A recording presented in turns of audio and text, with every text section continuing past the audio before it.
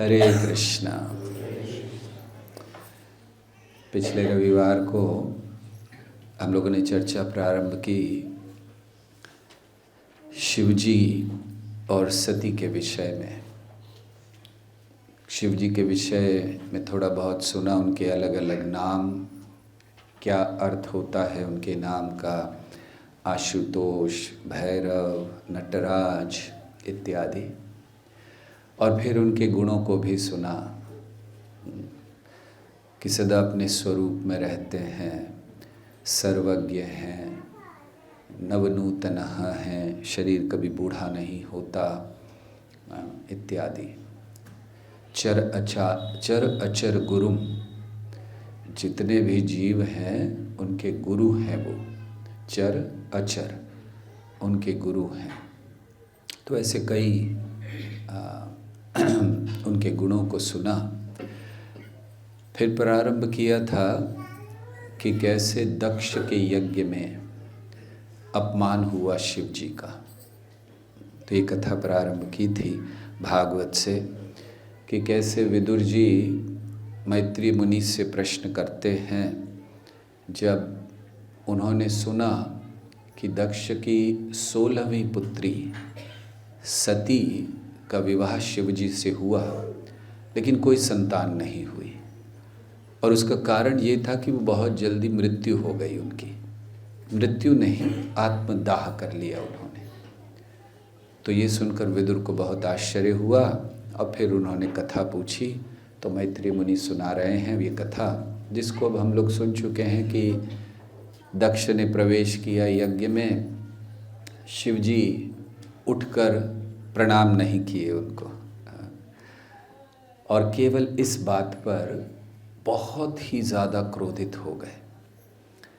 दरअसल द्वेष पहले से था, ऐसा नहीं है कि अचानक उस समय हुआ। द्वेष पहले से था दक्ष को, क्योंकि मेरा दामाद है लेकिन मेरे से श्रेष्ठ स्थिति है। शिवजी अवतार माने जाते हैं, ब्रह्मा, विष्णु, महेश, ये 3 गुणों के अवतार हैं, इनको गुण अवतार कहते हैं। ब्रह्मा जी क्योंकि रचना करते हैं इसीलिए रजोगुण के अवतार हैं। शिव जी संहार करते हैं इसीलिए तमोगुण के अवतार हैं, और भगवान विष्णु पालन करते हैं इसीलिए सत्वगुण के अवतार हैं। तो उनकी स्थिति श्रेष्ठ है दक्ष से, इसीलिए दक्ष द्वेष करते थे। तो उन्होंने जब देखा कि शिवजी ने अपमान कर दिया, अपमान क्या किया, शिवजी उठकर खड़े नहीं हुए, उन्हें अपमान लगा, और फिर उन्होंने भरी सभा में द्वेष के चलते, ये कहते हुए कि मैं द्वेष से नहीं बोल रहा हूँ लेकिन द्वेष के चलते उन्होंने श्राप दे दिया शिव जी को। क्या श्राप दिया? उन्होंने हाथ में जल लिया और श्राप दिया कि मैं ये कहता हूँ कि आज से इनका कोई भाग नहीं होगा यज्ञ में। देवताओं का भाग होगा लेकिन शिव जी का नहीं होगा। विश्वनाथ चक्रवर्ती ठाकुर बहुत सुंदर इसको प्रस्तुत करते हैं। वो कहते एकदम सही किया दक्ष ने, क्योंकि शिव जी ये कभी भी अब अन्य देवताओं के साथ नहीं बैठेंगे, क्योंकि यज्ञ में अगर सभी देवताओं का और शिव जी का भी एक साथ भाग होगा तो सभी को लाइन में खड़ा होना है, तो शिव जी को भी खड़ा होना है। अब दक्ष ने क्या कहा, नहीं इनका नहीं होगा, मतलब अब ये साधारण देवताओं के साथ नहीं बैठेंगे, अब इनकी स्थिति श्रेष्ठ होगी। तो ऐसे उन्होंने निंदा भी की और श्राप भी दे दिया। शिव जी ने कुछ नहीं कहा। यहाँ तक कथा हम लोग पिछले रविवार को सुन चुके हैं। शिव जी ने तो कुछ नहीं कहा, लेकिन नंदीश्वर जो उनके अनुयायी हैं, गण हैं, वे कैसे सहन कर सकते हैं शिव जी का अपमान? फिर गण कैसे फिर अनुयायी कैसे? हाँ, कि अगर हाँ अपमान हो रहा है होता रहे, हम लोग लस्सी पी लेंगे, आराम से रहेंगे, कोई चिंता नहीं है। नहीं, शिव जी एक वैष्णव का गुण दिखला रहे हैं कि जब खुद का अपमान हो तो वैष्णव को कभी भी उसके विषय में प्रतिक्रिया नहीं करनी चाहिए, बहुत बुरा नहीं मानना चाहिए। लेकिन अगर किसी दूसरे वैष्णव का अपमान हो रहा है तो फिर उसको अग्नि के समान होना चाहिए। कभी कभी इस सिद्धांत को गलत समझा जाता है। लोग कहते हैं कि हमारे धर्म में हमें कायर बनाया जा रहा है, ये कहकर कि सहन करो सहन करो सहन करो। कब तक सहन करें, लोग कितना अत्याचार कर रहे हैं और हम सहन करते रहें, ये तो हमारा धर्म हमें कायर बना रहा है। बिल्कुल नहीं। धर्म ये कहता है कि जब आपका व्यक्तिगत अपमान हो रहा है आप भगवान को स्मरण कीजिए, प्रतिकार मत कीजिए। लेकिन अगर किसी दूसरे पर होते देख रहे हैं तो चुप भी मत रहिए। प्रभुपाद उदाहरण देते हैं अर्जुन का। अर्जुन चुप नहीं बैठे जब अत्याचार हो रहे थे। वो क्या भक्त नहीं हैं? वो क्या धर्म का पालन नहीं कर रहे थे? लेकिन उन्होंने युद्ध किया, हजारों लाखों लोगों को मारा। महाभारत के युद्ध में करोड़ों लोग मारे गए। प्रभुपाद समझाते हैं 64 करोड़ लोग मारे गए, करोड़ों लोग। तो क्या अर्जुन चुप बैठा कि नहीं नहीं हम तो वैष्णव हैं, आइए दुर्योधन जी सर पर तलवार मार दीजिए? नहीं। तो इसलिए शिवजी एक वैष्णव का आचरण कर रहे हैं कि जब व्यक्तिगत रूप से अपमान किया शिवजी ने ध्यान नहीं दिया। लेकिन नंदी ये भी वैष्णव का आचरण कर रहे हैं। क्यों?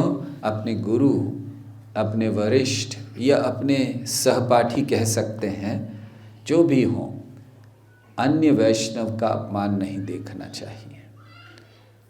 तो नंदी ने तुरंत उठकर श्राप दे दिया। किनको श्राप दिया? वो सारे ब्राह्मण। दरअसल क्या हुआ था, वहाँ बड़े ब्राह्मण उपस्थित थे जो शिवजी को इतना पसंद नहीं करते थे। और फिर जब दक्ष श्राप दे रहे थे तो ये लोग बड़ा आनंद ले रहे थे उसमें कि बहुत अच्छा है, वेरी नाइस, मतलब कह नहीं रहे होंगे लेकिन बड़ा आनंद ले रहे थे उस श्राप में। जैसे होता है ना कि हमें कोई पसंद नहीं है और उसके साथ गलत हो रहा है तो हमारे मन में क्या आता है? बहुत अच्छा है, होने दो, हम आराम से आंखें बंद करके बैठ जाते हैं। भाई हमने तो कुछ नहीं किया, हम तो उनके विरोधी नहीं हैं। नहीं, आप विरोधी हो क्योंकि उसको देखकर आनंद ले रहे हो। तो ऐसे उन लोग सब थे। तो नंदी ने ये देखा होगा तो नंदी ने श्राप दिया। नंदी ने कहा जितने ब्राह्मण यहाँ बैठे हैं जो आनंद ले रहे थे इन चीज़ों में, तो क्योंकि उन्होंने दक्ष का साथ दिया इसीलिए उनको कभी दिव्य ज्ञान प्राप्त नहीं होगा। ये श्राप उन्होंने दे दिया नंदी ने कि ये जो ब्राह्मण ये सब हैं इनको कभी भी दिव्य ज्ञान प्राप्त नहीं होगा। और साथ ही साथ ये केवल ज़्यादा से ज़्यादा वेदों को पढ़कर कर्म कांड तक समझ पाएंगे, इससे आगे नहीं। आजकल हम लोग देखते हैं जितने भी ब्राह्मण हैं, तथाकथित ब्राह्मण जो अपने आप को ब्राह्मण कुल में जन्मा मानते हैं, वो क्या करते हैं? केवल कर्मकांड में लगे हुए हैं। ये पूजा करने से ये प्राप्त होगा, ये पूजा करने से ये प्राप्त होगा, इसको कर लोगे तो अच्छा आयुष होगा, इसको करेंगे तो स्वास्थ्य अच्छा होगा। लेकिन भगवान का विषय दिव्य ज्ञान नहीं है। इसीलिए जो वैष्णव होते हैं वो सच्चे ब्राह्मण होते हैं। ब्राह्मण का अर्थ क्या है? ब्रह्म जानाति, जो ब्रह्म को जानता है। तो ब्रह्म को जानने का अर्थ भगवान कृष्ण को जानना, उनकी चेतना में रहना, कृष्ण भावनामृत रहना, बने रहना। तो कृष्ण भावनामृत में बने रहने का अर्थ है वैष्णव बनना। इसीलिए सच्चा वैष्णव जो है वो सच्चा ब्राह्मण है, क्योंकि वो आचरण कर रहा है जो ब्राह्मण से अपेक्षित है।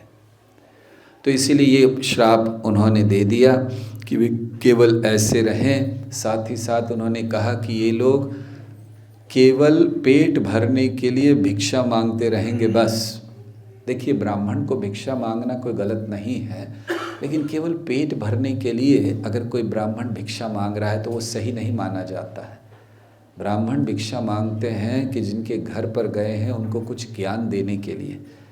तो वे तो भिक्षा मांगना एक बाहरी कार्य होता है, मूल कार्य उस घर में जाकर कुछ भक्ति की बातें कहना, उनको कुछ ज्ञान देना, ये माना जाता है।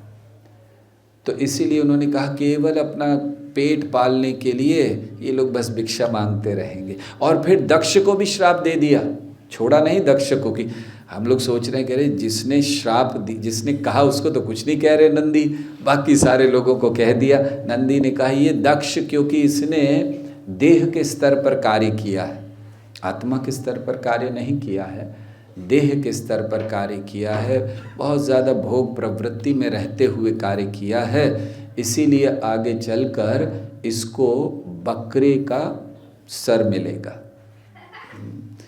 तो ये उन्होंने श्राप दिया। तो ऐसे नंदी ने जब श्राप दिया तो वहाँ जो ब्राह्मण उपस्थित थे उनमें भृगु मुनि भी थे। अब वो क्रोधित हो गए, अरे ऐसे कैसे ब्राह्मणों को कह दिया। तो फिर वो खड़े हो गए। अब उन्होंने कहा कि अब हम श्राप देंगे, अब हमारी बारी है। तो मतलब वो बता रहे थे कि ब्राह्मण भी कोई कम नहीं है, आपने इतना कह दिया, अब हम कहते हैं। तो उन्होंने शिवजी के जितने अनुयायी हैं उनको श्राप दे दिया। यहाँ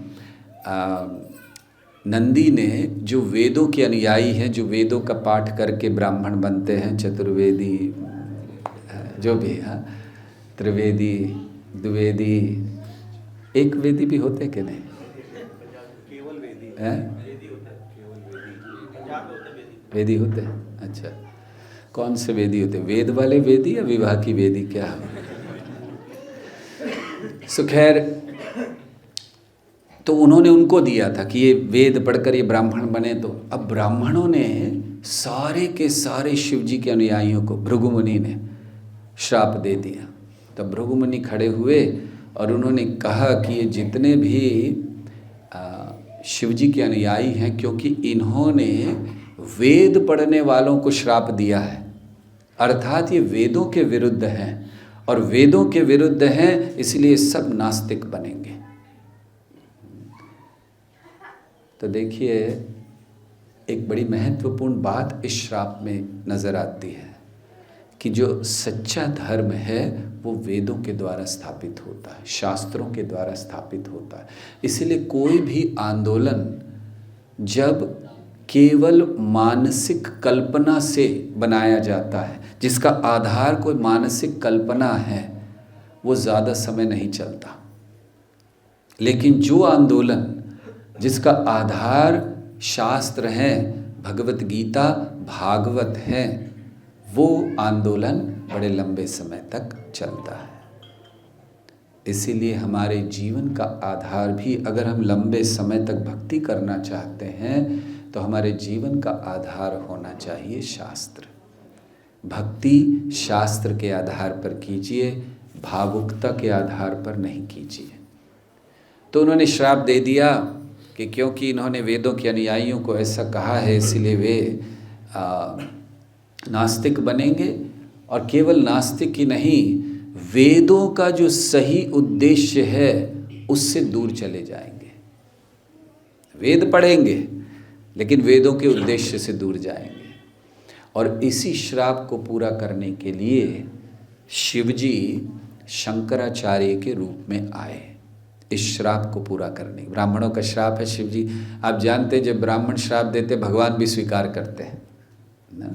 4 कुमारों ने श्राप दिया तो भगवान ने भी स्वीकार किया, हालांकि वो कह रहे थे गलती हो गई अगर आप कहें तो, भगवान ने कहा नहीं, आपने दिया है, पूरा होगा।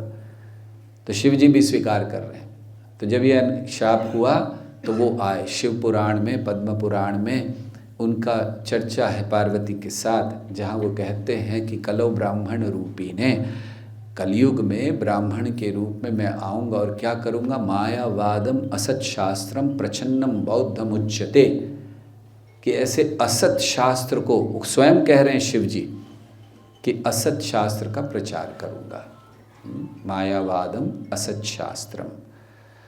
तो इसीलिए ऐसे कार्य को करने के लिए, उस श्राप को पूरा करने के लिए शिव जी ने शंकराचार्य का रूप लिया। और क्या श्राप था? वेदों के सार से, वेदों के सही उद्देश्य से भटक जाएंगे। और यही अनुयायियों का, शंकराचार्य जी के अनुयायियों का यही स्थिति है कि वे इस समय सही उद्देश्य से भटके हुए हैं। तो ये हमें प्रयास करना है कि हम वेद पढ़ें,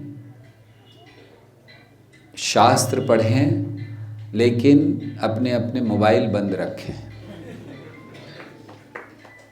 कृपया उनको बताइए कैसे बंद करना है। Thank you.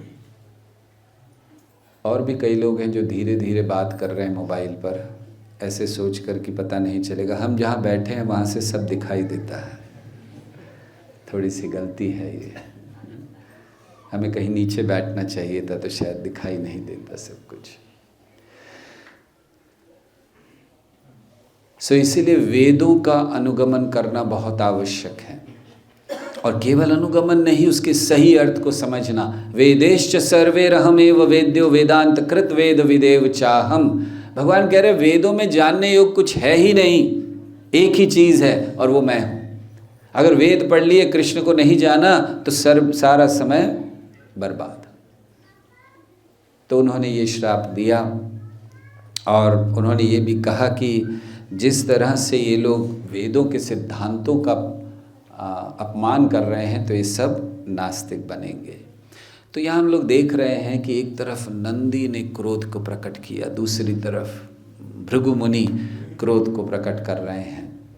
तो ये जो क्रोध है इसका उद्देश्य होना चाहिए भगवान की भक्ति में आगे बढ़ना। जैसे हम अभी थोड़ी देर पहले कह रहे थे कि क्रोध करें, लेकिन केवल भगवान के भक्तों का जो विरोधी हैं, भगवान की भक्ति के जो विरोधी हैं, उनके प्रति करें।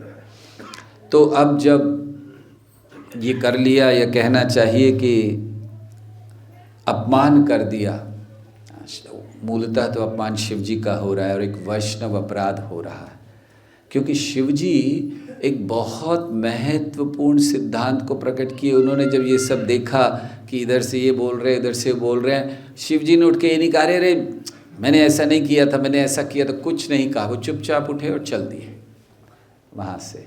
अभी तक चुप बैठे थे, फिर उन्होंने देखा कि जब ये सब हो रहा है, कोई इधर से कुछ कह रहे हैं, उधर से कुछ कह रहे हैं, शिव जी उठे और चुपचाप चल दिए बाहर। ये वैष्णव है। प्रभुपाद लिखते हैं तात्पर्य में, ये वैष्णव है। जहाँ उन्होंने कुछ इसमें सोचा नहीं कि मैं कुछ कहूँ, मैं भी कुछ श्राप दूँ, मैं भी कुछ थोड़ा सा अपना योगदान दूँ, इन चीज़ों में बिल्कुल नहीं। और ऐसे वैष्णव के प्रति अपराध किया दक्ष ने, जो बहुत बड़ा, चैतन्य महाप्रभु समझाते हैं कि पागल हाथी की तरह अपराध होता है। पागल हाथी की बात आती है तो हमें एक स्मरण आता है, कई वर्ष पहले हम एक स्थान में थे, गोकुल धाम में, जहाँ पर बेलगाम में हमारे इस्कॉन का बहुत बड़ा प्रोजेक्ट है। तो रात को हम लोग सोए थे, तो सुबह किसी ने कहा कि वहाँ पर हाथी आया था। तो हम लोग देखने गए, खेत थे, तो बहुत बड़े खेत थे जिसमें राइस उगा हुआ था, बस कटने वाला था, एकदम बहुत अच्छा आया था। हमने कुछ दिन एक दिन पहले देखा, बड़ा अच्छा अभी कटेगा, ये होगा। फिर उस दिन गए तो क्या हुआ, सब समाप्त हो चुका। क्यों? वो हाथी आए और उन्होंने क्या किया, हाथियों ने आकर, थोड़ा गर्मी का समय था, वो खेतों में पानी होता है, चावल के खेत में आप जानते हैं पानी होता है, तो ज़रा सा ऐसे वो घूम लिए बस थोड़ा लेटे और थोड़ा सा ऐसा अपने पीठ थोड़ी घुमा ली होगी, सारा का सारा खेत बर्बाद। आप सोचिए हाथी अगर लेट जाए तो क्या होगा, कौन सा चावल बचेगा, उसके बाद काटने की ज़रूरत ही नहीं है उसको। तो ये तो केवल पागल भी नहीं थे हाथी, ये तो ठीक ठाक थे। अगर पागल हाथी को छोड़ दिया जाए, बहुत सुंदर बगीचे में आपने बड़े अच्छे फूल लगाए हैं, बड़े अच्छे और पौधे लगे हुए हैं, बड़ा डेकोरेशन हुआ है, और पागल हाथी को छोड़ दिया, क्या करेगा पागल हाथी? ऐसे ही वैष्णव अपराध है। इसी ये जो विषय अभी आगे सती देवी भी इसके ऊपर बड़े विस्तार से चर्चा करने वाली हैं। तो दक्ष ने अपराध किया किसके चलते? अहंकार के चलते। क्या अहंकार था उसे, मैं दक्ष हूँ। उसकी आशा क्या थी? उसकी आशा थी हर कोई मुझे मान दे। एक ने नहीं दिया था, बाकी सब उठकर खड़े हुए थे, केवल एक शिव जी नहीं खड़े हुए। ब्रह्मा जी तो ठीक है, चलो तो बड़े हैं, पिता हैं, वो नहीं खड़े हुए, लेकिन एक ने नहीं दिया तो इतनी मतलब क्या क्या हमारी आशाएं होती है, और आशा के आधार पर हमारा अहंकार बढ़ जाता है, घमंड बढ़ जाता है कि मुझे होना चाहिए, उसके चलते हम लोग इतना बड़ा अपराध कर देते हैं। इस जगत में हर व्यक्ति अपने आप को बहुत श्रेष्ठ समझता है कि नहीं है? बिल्कुल, थैंक यू। किसने कहा? थैंक यू, एकदम सही है। अगर आप कह भी लो नहीं नहीं मैं तो बहुत पतित आदमी वो कहते हुए भी हम कहते हैं हम सबसे पतित हैं, है ना, I am the most fallen. तो वो भी क्यों कह रहे, मतलब मैं उसमें भी कुछ श्रेष्ठ हूँ, मेरे जैसा कोई नहीं है, मेरे जैसा गिरा हुआ कोई नहीं है। प्रभुपाद से जब एक भक्त ने आके कहा Prabhupada I am most fallen, Prabhupada ने कहा यू आर मोस्ट नथिंग। तो ये भी अहंकार हमारा तो हर जगह आता है, हम सोचते हैं हम श्रेष्ठ हैं। एक बड़ी अच्छी कहावत है, हाँ जी, self obsession, yes, and self obsession goes up to what stage, just hear this. एक कहावत है बड़ी अच्छी, उसमें कहा गया है कि अगर आप किसी व्यक्ति को खरीदें, ठीक है, अब किसी व्यक्ति को खरीदना है, एक व्यक्ति को, अगर आप किसी व्यक्ति को खरीदें उस मूल्य में जो उसका असली मूल्य है, ध्यान से सुनिएगा हम क्या कह रहे हैं, अगर आप उस व्यक्ति को खरीदें जो उसका असली मूल्य है और उस मूल्य पर बेचें जो वो सोचता है कि उसका मूल्य है, बहुत प्रॉफिट होगा। समझ में आया? मतलब क्या है, अगर हम कोई व्यक्ति को खरीद रहे जो उसका असली मूल्य है, मान लीजिए 100 रुपया, ठीक है, 100 रुपये में खरीदा, अब बेच किस में रहे, जिसमें वो सोचता है उसका मूल्य है 100 करोड़ रुपया, तो कितना प्रॉफिट होगा ना। ये कहावत अच्छी, ये याद रखना चाहिए हमें। सो ये हम लोगों के लिए है। देखिए कई चीज़ें होती हैं, आत्मसम्मान, सेल्फ रिस्पेक्ट डेफिनेटली चाहिए, कॉन्फिडेंस डेफिनेटली चाहिए। तो कॉन्फिडेंस और ईगो में या प्राइड में डिफरेंस क्या है? कॉन्फिडेंस का मतलब होता है मैं कर सकता हूँ, ये होना चाहिए हम लोगों को, नहीं तो कैसे काम करेगा अगर हमें लगे मैं कुछ नहीं कर सकता, मैं बेकार हूँ, कैसे करेंगे? कॉन्फिडेंस होना चाहिए। और अहंकार क्या है? मैं ही कर सकता हूँ, ये अहंकार है। तो इसीलिए यहाँ अहंकार, ये आशाएं जो हमारी हैं कि हमें मान सम्मान मिले, हमें सब लोग आदर दें, सब मेरे लिए झुकें, इन आशाओं के दास मत बनिए।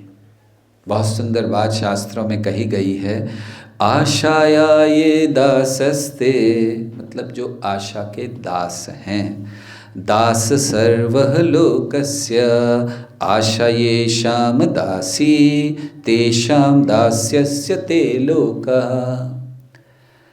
आशा के जो दास हैं, क्षमा चाहते हैं अगर किसी का नाम आशा है यहाँ पे, तो ये वो आशा की बात नहीं हो रही है।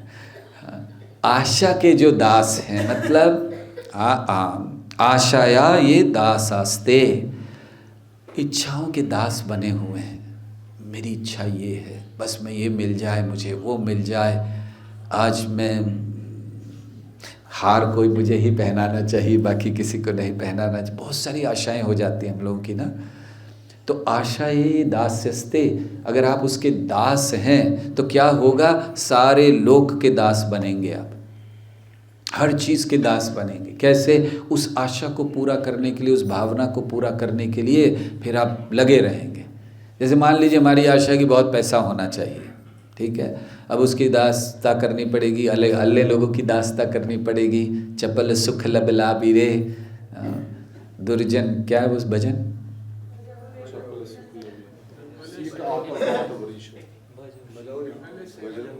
विफल सेविन कृपण दुर्जन चपल सुख लब लागी रे, तो विफल सेविन, तो ये सब करना पड़ेगा, दास बनना पड़ेगा। तो इसीलिए यहाँ कहा गया है आशा ये दासस्ते दास सर्वलोकस्य आशा ये शाम दासी। जिस व्यक्ति की दासी आशा है, आशा मतलब इच्छाएं, तो उसकी दासी है मतलब क्या है?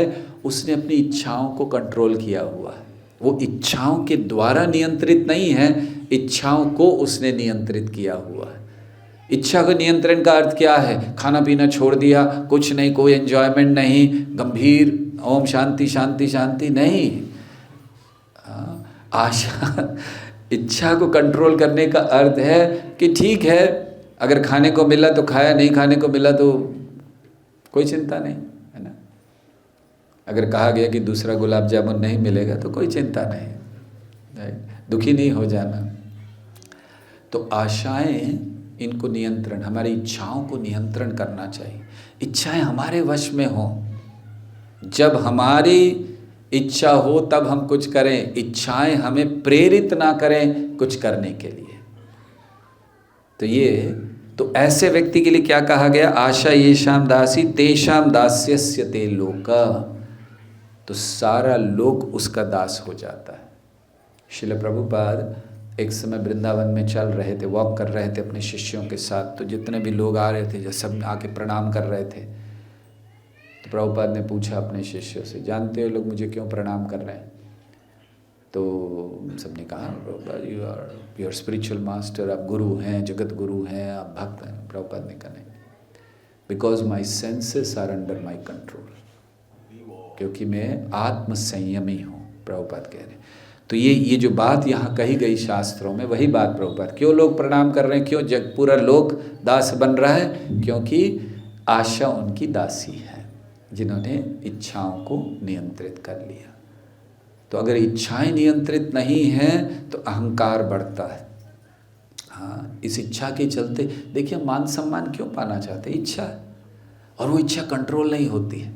उसके लिए हम कुछ भी करने के लिए तैयार हैं। दुनिया में देखिए, लोग मान सम्मान के लिए क्या क्या नहीं, एक दूसरे की हत्या कर देते हैं, क्या क्या गलत काम नहीं करते हैं, चोरी करना, डाका डालना, केवल अपना कुछ मान बना रहे। तो ये महत्वपूर्ण चीज़। तो यहाँ दक्ष ने इस इच्छा के चलते कि मेरा सम्मान होना चाहिए, ऐसे वैष्णव को शिवजी जो उदाहरण दिखा रहे हैं कि वो कुछ नहीं बोले हैं, हम में से कोई होगा ऐसे सबके सामने अपमान, और क्या क्या नहीं कहा था।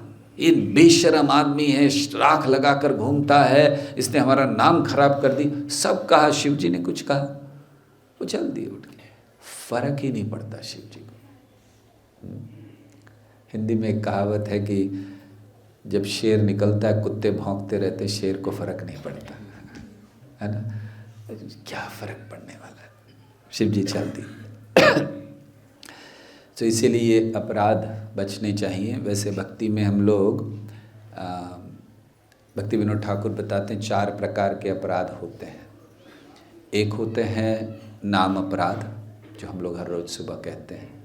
एक होते हैं सेवा अपराध, भगवान की सेवा में जो अपराध होते हैं।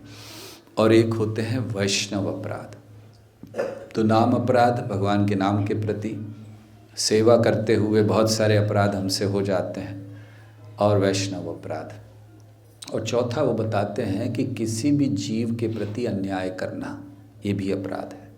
अगर हम जानबूझकर किसी भी जीव, वो भक्त हो या ना हो, लेकिन किसी जीव के प्रति हम अन्याय कर रहे हैं, वो भी अपराध माना गया। तो ऐसे ये अपराध बड़े खतरनाक होते हैं, हमें संभालना चाहिए। हम लोग उदाहरण देख चुके हैं शची माता का, भगवान की माँ हैं, उनको कौन सा अपराध लग सकता है। लेकिन चैतन्य महाप्रभु ने ये दिखलाने के लिए कि अगर वैष्णव अपराध है तो भगवान स्वयं उसको स्वीकार नहीं करते। जब तक शची माता ने थोड़ा सा अपराध मन में कर दिया था द्वैताचार्य के प्रति, क्यों?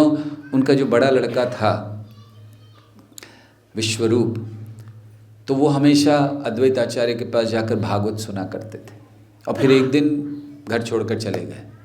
शची माता, सब इसके कारण हुआ, ये इसने भागवत सुना सुना के मेरे लड़के का दिमाग खराब कर दिया।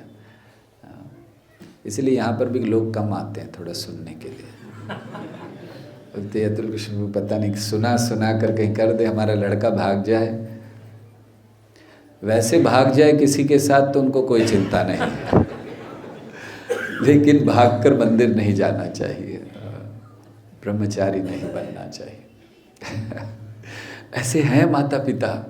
हमारे टेम्पल में एक ब्रह्मचारी थे, उसके माँ जब ब्रह्मचारी बना तो उसके पिता ने कहा ये जाकर शराब पिए, जुआ खेले, मांस खाए, बाकी जो भी करना है करे, लेकिन मंदिर नहीं जाना चाहिए, ब्रह्मचारी नहीं बनना। हमने कहा कितनी बड़ी बात है ना, मतलब भक्ति ना करे, ब्रह्मचारी ना बने, बाहर जाकर कर दिया।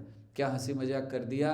एक लड़के को ले गए, उसके कुछ ऐसे पेट में कुछ रख दिया, तकिया वकिया और कपड़े ऐसे स्त्री के पहना दिए और कहा देखिए देखिए गर्भवती स्त्री है, आप तो बड़े महान ऋषि हैं, आप तो सर्व त्रिकालज्ञ हैं, सब कुछ जानते हैं, बताइए इसके लड़का होगा या लड़की। देखिए दोनों भी कहते तो गलत होता, अगर ऋषि मुनि कहते लड़का होगा तो भी वो लोग हंसते, अरे लड़का है इसके, और लड़की कहेंगे तो भी, क्योंकि वो तो पुरुष था, केवल ऐसे कुछ रखा हुआ था, बना दिया था। तो उस समय जो ब्राह्मण थे उन्होंने श्राप दे दिया, क्योंकि वो समझ गए कि ये हंसी मजाक कर रहे हैं। तो उन्होंने कहा इसके गर्भ से एक ऐसा लोहे का टुकड़ा निकलेगा जो आपके सारे वंश का नाश करेगा। और लोग घबरा गए, ये क्या हो गया, ये क्या बोल दिया, अचानक हटाया, सब कह रहे नहीं नहीं ये स्त्री नहीं है, ये बताने के लिए कि इसके गर्भ में कुछ नहीं है, लेकिन तब तक वो लोहे का टुकड़ा आ चुका था। तो वो उनके हाथ में आया, प्रकट बोले आप मरोगे सब। तो भगवान ये दिखला रहे हैं कि अगर ऐसे लोग भी जो भगवान को बड़े प्रिय हैं, भगवान के निकट के हैं, संबंधी हैं, अपराध करते हैं तो भगवान स्वीकार नहीं करते। तो इसीलिए बहुत सावधान रहना चाहिए कि हम भी ना अपराध करें और ऐसे लोगों का संग भी ना करें जो अपने से ऊंचे, जैसे दक्ष से ऊंचे थे शिवजी, उनका अपमान करते।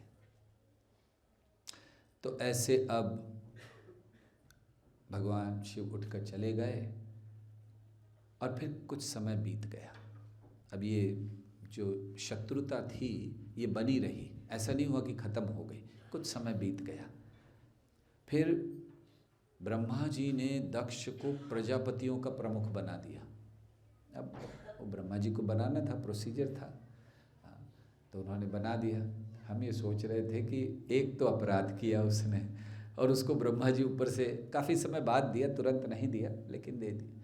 तो अब जब वो प्रमुख हो गए दक्ष प्रजापतियों के, तो अब उन्होंने यज्ञ करने शुरू किए। तो ऐसे एक यज्ञ कर रहे थे जिसमें सभी देवताओं को बुलाया था और शिव जी को स्वाभाविक है नहीं बुलाया था, क्योंकि बाकी सबको बुलाया। अच्छा, सती अपने घर में खड़ी थी, अचानक उन्होंने देखा कि सब प्लेन्स जा रहे हैं, एकदम विमान उड़ रहे हैं। अरे उन्होंने देखा और देखा कि उसमें सब स्त्रियां अच्छे से सजी धजी हैं, तो उनको लगा कोई उत्सव होगा। प्रभुपाद समझाते हैं कि शास्त्र के अनुसार स्त्रियों को उत्सवों के समय आभूषण इत्यादि पहनने चाहिए, सजना चाहिए, प्रभुपाद लिखते हैं तात्पर्य में। हालांकि प्रभुपाद वैसे कहते हैं कि सोना इत्यादि ये सब ठीक नहीं है, लेकिन वहाँ लिखते हैं कि उत्सवों में स्त्रियों को आभूषण इत्यादि वस्त्रों से, अच्छे वस्त्रों से सजना चाहिए। तो उन्होंने देखा कि सब इतने आभूषण इत्यादि पहने हुए ये सब जा रही हैं, तो और फिर आपस में बात कर रही थी। तो बात क्या कर रही थी, उनको बात भी सुनाई दी सती को, कह रहे दक्ष के घर में यज्ञ है। अरे सती ने सुना मेरे ही घर में यज्ञ है, मुझे ही नहीं पता। तो अब जैसे ही उन्होंने सुना और सब जा रहे, देखिए हम लोग अपने अपने ना कुछ चीज़ें हमारे पास हो जाती हैं, छोटा मोटा हम लोग अचीवमेंट कर लेते हैं, टाइनी अचीवमेंट, हम लोग को बहुत ज़्यादा उसका अहंकार हो जाता है। इतने प्लेन्स हैं वहाँ पर देवताओं के पास, और कैसे, और प्लेन छोड़िए, पहले की जो बिल्डिंग्स हुआ करती थी, हम लोग सोचते हैं हमने 200 फ्लोर की बिल्डिंग बना दी, बहुत कुछ बड़ा कर दिया। पहले भी था ऐसा। इसका भागवत में वर्णन है कि जो माता देवहूति जब वो अपने महल की छत पर खेला करती थी, तो जो प्लेन से लोग जा रहे थे वो उनकी सुंदरता को देखकर बेहोश हो जाते थे। तो उनकी छत कहाँ तक थी? अब वो सोचो, सुंदरता के बारे में मत सोचो, आप ये सोचो कि छत कहाँ से थी। हम ये पॉइंट कह रहे हैं, आप लोग सोच रहे कुछ और होंगे आपके मन में। तो हम ये कहना चाह रहे हैं कि छत कहाँ थी कि प्लेन से दिख गई, वो इतनी दिख गई कि वो इतनी सुंदर है। अभी हम लोग प्लेन में उड़ रहे, क्या दिखेगा नीचे? सुंदर, सुंदर के आदमी नहीं दिखाई देता। लेकिन उनके उस समय के ऐसे महल थे। तो सोचिए हम लोग कुछ छोटा मोटा अचीवमेंट कर लेते, हमें बड़ा अहंकार हो जाता, क्या हमने किया है, हमने ये बना लिया वो बना लिया। पहले बहुत कुछ था, भारत बहुत आगे बढ़ा हुआ था। ये तो अभी हम लोग पिछड़ गए, पीछे हो गए। पहले तो मंत्र की शक्ति से चलते थे, जिसको अस्त्र कहा जाता था। आपने शब्द सुना है, अस्त्र शस्त्र, कई बार इस्तेमाल होता है। अस्त्र शस्त्र चलाए गए। है क्या अस्त्र और शस्त्र क्या है? शस्त्र होता है जो मूल रूप में, जैसे हथियार जिसको कहते हैं उसको शस्त्र कहते हैं। भाला हो गया, जैसे तीर हो गया, ये शस्त्र कहलाता है, जो देखा जाता है। जब वही शस्त्र मंत्र की शक्ति से अभिषिक्त हो जाता है, उसमें मंत्र की शक्ति आ जाती है, तो वो अस्त्र कहलाता है। जैसे पशुपतास्त्र, ब्रह्मास्त्र, जय श्री गुरु नटराज दयाल। पशुपतास्त्र, ब्रह्मास्त्र, ये अस्त्र है। ये कोई ऐसा नहीं होता था कि रखे हुए हैं बड़े, नहीं, केवल मंत्रों का उच्चारण करते थे, वो प्रकट होते थे। बताइए कहाँ है टेक्नोलॉजी? आज आपका युद्ध हो रहे हैं इतने सारे, तो उसमें कोई मंत्र उच्चारण हो रहा है? वो इतना भारी भारी लेके जाना पड़ता है, मिसाइल्स चला रहे हैं, ये कर रहे हैं। तो अहंकार हमें नहीं होना चाहिए। तो खैर सती ने देखा और सती ने सुना, तो भागती हुई शिव जी के पास आई। अब शिव जी अपने ध्यान में बैठे हैं। सती के मन में क्या आया? तुरंत जाना चाहिए, यज्ञ हो रहा है, घर में हो रहा है। तो अब लेकिन उनको पता था कि शिव जी इतनी जल्दी तैयार नहीं होंगे कि एकदम हाँ चलते हैं। और तो अब उन्होंने कारण देने शुरू किए। तो सती देवी आई और उन्होंने कहा कि पिता के घर में यज्ञ हो रहा है, हमें भी जाना चाहिए, चलिए चलिए हम जाते हैं।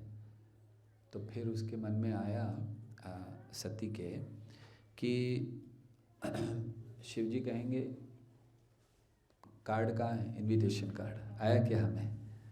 तो ये तो कहेंगे शिव जी बिना निमंत्रण के कैसे जाएं? भाई थोड़ा सेल्फ रिस्पेक्ट होती है ना, कैसे चले जाएं, किसी ने बुलाया नहीं। तो उसके मन में ही आया कि शिव जी ये कहेंगे। तो उन्होंने कहा संबंधी है, और मित्र के घर पर, गुरु के घर पर, पिता के घर पर, संबंधियों के घर पर बिना बुलाए जा सकते हैं। वहाँ कोई इनविटेशन का वेट नहीं करना चाहिए। ये खुद ही कह रही हैं, अभी शिव जी ने कुछ कहा ही नहीं है, लेकिन वो सोच रही हैं कि शिव जी अगला ये कहेंगे तो मैं पहले ही उनको कह दूँ। तो उन्होंने कहा कि नहीं, ऐसे चिंता मत करिए, इन जगहों पर तो बिना इनविटेशन के चले जाना चाहिए, हमें इंतज़ार नहीं करना चाहिए। फिर उन्होंने कहा कि हो सकता है भूल गए होंगे।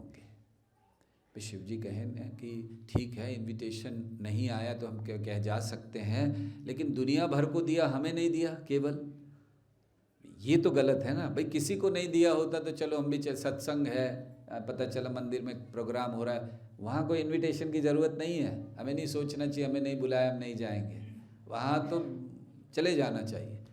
लेकिन यहाँ तो सबको बुलाया है, हमें ही नहीं बुलाया। तो सती देवी कहती भूल गए होंगे, इतनी बड़ी व्यवस्था करनी है, यज्ञ करना है वगैरह, भूल गए होंगे, चलिए हम लोग चलते हैं। और फिर वहाँ सब मेरी बहनें आएंगी, मेरे अन्य संबंधी आएंगे, मैं उनसे मिलना चाहती हूँ, बहुत समय हो गया नहीं मिली। तो सती देवी ने ये अपना प्रस्ताव रखा। देखिए सती है कौन? हम लोग यहाँ दक्ष शिवजी और सती की कथा कर रहे हैं। तो सती कौन है? दरअसल भगवान की जो बहिरंगा शक्ति है वो दुर्गा कहलाती है, और दुर्गा के 64 रूप हैं, और उनमें से एक सती है। तो सती देवी ये रूप हैं, पार्वती, सती, बहुत सारे नाम उनके हैं। जैसे हम लोग यहाँ भी देखते हैं अंबिका, भद्रा, काली, कुमारी, कामाक्षी, विशालाक्षी, मीनाक्षी, ये जितने भी रूप हैं तो ये अलग अलग उनकी लीलाएं हैं, अलग अलग।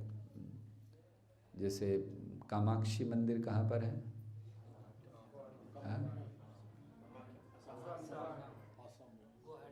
हाँ वो कामाख्या है, कामाक्षी दक्षिण में है। विशालाक्षी कहाँ है?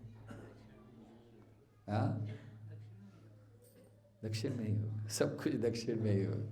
मीनाक्षी कहाँ है?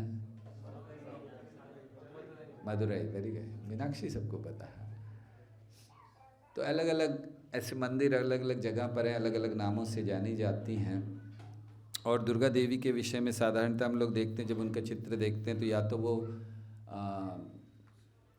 कमल पर खड़ी होती या फिर शेर की सवारी कर रही होती है ना। देखा शेर की सवारी, शेरों वाली माता या शेर की सवारी करती। तो शेर की सवारी क्यों करती हैं दुर्गा देवी? शेर किसका सूचक है? दरअसल शेर शक्ति का सूचक होता है, लेकिन साथ साथ शेर पाशविक प्रवृत्ति का भी सूचक है। ये जो काम, क्रोध, लोभ, ये सारी जो पाशविक पशु की प्रवृत्तियां हैं उसका भी सूचक है। तो दुर्गा देवी शेर पर सवारी कर रही हैं, मतलब उसको नियंत्रित करती हैं। वो सारी जो ऐसी प्रवृत्तियां हैं, काम, क्रोध, लोभ इत्यादि, उन सब को वो नियंत्रित करती हैं। दुर्गा देवी को ज्ञान और तपस्या का मूर्तिमान स्वरूप माना गया है। दुर्गा जो है ये साधारण नहीं है, बहुत सुंदर है। दुर्गा का जो रूप होता है, साधारणतः हम लोग देखते हैं दुर्गा देवी बहुत सुंदर है, लेकिन साथ साथ बहुत ज़्यादा भयावह भी हैं। अलग अलग उनके रूप हैं। जैसे एक उनका रूप है काली, आपने देखा है, या चंडी, कई रूप हैं उनके। एक रूप है जहाँ निर्वस्त्र हैं और बाल ऐसे बिखरे हुए हैं, काला पूरा रूप है और जीभ बाहर आई हुई है और वो नृत्य कर रही हैं और नीचे शिवजी है। देखा आपने? तो शिवजी पति है उनके। तो दरअसल वो भी एक लीला है कि एक बार उन्होंने किसी असुर का वध किया तो फिर वो नाचने लगी, प्रसन्नता में नृत्य कर रही थी, और उनके नृत्य करने से सब कुछ गड़बड़ होने लग गया। तो शिवजी गए रोकने के लिए, तो ये उस रूप में थी, तो शिवजी रोकने के लिए गए और शिवजी भी उस समय रोक नहीं पाए, भयंकर नृत्य कर रही थी। तो शिवजी नीचे गिर गए कि ना कम से कम ये जो प्रभाव हो रहा था उनके नृत्य से पृथ्वी और पूरे ब्रह्मांड में, तो उसको रोकने के लिए शिवजी गिर गए, नीचे लेट गए। तो उन्होंने शिवजी के ऊपर नृत्य किया। फिर जब उन्होंने देखा तो तब उनको पता चला कि अरे ये तो मेरे पति हैं, इसलिए जीभ बाहर निकल आई। आश्चर्य में हो जाता है, जीभ बाहर निकल आती है, तो इसलिए जीभ बाहर है उनकी। तो ऐसे अलग अलग रूप हैं। लेकिन ये जो काली का रूप है, दरअसल ये काल का प्रतिनिधित्व करती हैं। और निर्वस्त्र रहने का अर्थ क्या है? जो चीज़ हमारे मूल अस्तित्व को ढक दे। वस्त्र क्या करते हैं? हमारे शरीर को ढक देते हैं, शरीर दिखाई नहीं देता। तो यहाँ निर्वस्त्र रहकर वो क्या प्रेजेंट कर रही हैं? वो बता रही हैं कि जो अज्ञान होता है वो हमारी मूल स्थिति की आध्यात्मिक चेतना को ढक देता है। हम भूल जाते हैं हम आत्मा नहीं है, हम सोचते कि हम शरीर ही हैं, भूल गए आत्मा का विषय, तो उसको ढक देता है। तो निर्वस्त्र रहकर वो ये दिखा रही हैं कि वो ऐसे अज्ञान से परे हैं। वो कभी अज्ञान में नहीं आती कि शरीर और आत्मा और इत्यादि, ये हम लोग आते हैं, तो उसको वो दिखला रही हैं। और फिर वो एक माला पहनती हैं जिसमें क्या होते हैं? मुंडमाला, मुंडमाला। उसमें 50 होते हैं। वो कभी काउंट कीजिएगा अगर मिले आपको काली देवी कहीं पर, तो वो 50 पहनते हैं। तो वो 50 दरअसल वो शब्द हैं, क ख ग घ प फ म जो होते हैं वो 50 होते हैं। तो वो उनके कि आप लोग ABCD कह लो, ABCD तो कम होते हैं, 26 होते हैं ना, उसमें 50 होते हैं। तो इसीलिए वो 50 या 52 उनका वो पहनती हैं माला। और इस तरह से अलग अलग उनके रूप हैं। बहुत जगहों पर उनकी पूजा की जाती है, अलग अलग उनके नाम हैं। ललिता, अन्नपूर्णा, गौरी, कात्यायनी, रुद्राणी और वैष्णवी शक्ति, एक उनका नाम है वैष्णवी शक्ति, विंध्यावासिनी, ऐसे बहुत से नाम हैं जहाँ जहाँ उनकी लीलाएं हैं। कुमारी, कन्याकुमारी, तो ऐसे उनके अलग अलग रूपों में हैं। तो ये सती देवी है। और साथ साथ योग माया और महामाया। भगवान प्रभुपाद समझाते, भगवान की एक ही शक्ति है, इस जगत में कार्य करती है, महामाया कहलाती है। आध्यात्मिक जगत में कार्य करती है तो योग माया कहलाती है। तो ऐसे अब सती देवी ने शिव जी से बड़ी प्रार्थना कर दी कि मुझे जाना है, बस अपने घर जाना है। दरअसल वो पूछ नहीं रही थी शिव जी से। एक होता है ना कि भाई पूछा जाता है कि ऐसा ऐसा यज्ञ हो रहा है, चले। वो तो बता रही थी कि हमें जाना चाहिए। और आप ये मत सोचो कि नहीं जाना, इनविटेशन नहीं जाना चाहिए एकदम। अब शिव जी उनको उत्तर दे रहे हैं। शिव जी को क्या उत्तर देना है? उन्होंने कहा है जाना है, और शिव जी को मना करना है। ये पति के लिए सबसे कठिन कार्य होता है। मतलब पत्नी जब अपने घर जाना चाहे और उसको मना करना। लेकिन शिव जी बड़े दक्ष हैं, एक्सपर्ट। तो उन्होंने बहुत अच्छी तरह से उनको समझाया सती देवी को कि हमें क्यों नहीं जाना चाहिए। सती देवी क्या कह रही थी? हमें क्यों जाना चाहिए। और उन्होंने समझा हमें क्यों नहीं जाना चाहिए। बहुत अच्छे उन्होंने जो जो वो सोच रही थी ना, जो जो वो बोल रही थी, उसको एक एक को लेके, जैसे उन्होंने कहा कि मित्र के घर यहाँ वहाँ, उसको एक एक को लेके और फिर उसके आगे भविष्य को बताते हुए शिव जी ने बड़ी सुंदर बातें उनको कही, जिसको हम लोग अगले रविवार को सुनेंगे।